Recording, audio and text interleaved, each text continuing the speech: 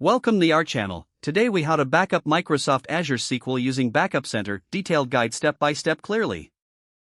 To backup your Microsoft Azure SQL database using Backup Center, start by signing into your Azure portal. Navigate to the Azure SQL Databases section.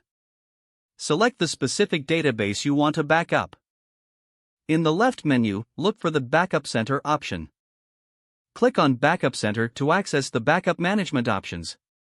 Once in the Backup Center, locate the Backup Policies section. Here, you can create a new backup policy if necessary. To create a new policy, click on the Add Backup Policy button. Define the frequency of your backups, such as daily or weekly. Specify the retention period for the backups based on your requirements. After configuring your settings, click Create to finalize the new policy.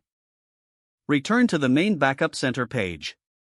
Now, select the Backup option from the menu. From the drop-down, choose Backup Now for an immediate backup.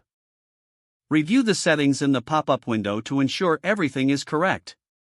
Click on Backup to initiate the backup process. Monitor the progress of your backup in the Notifications section. Once the backup is complete, you will receive a confirmation message. To restore from a backup, navigate back to the Backup Center. Select the Restore option from the menu. Choose the specific backup you want to restore from the list. Follow the prompts to configure the restore settings. Once satisfied, click on Restore to complete the process. Confirm the restoration through the notifications to ensure it was successful. Your Azure SQL database is now backed up, providing you with data recovery options when needed.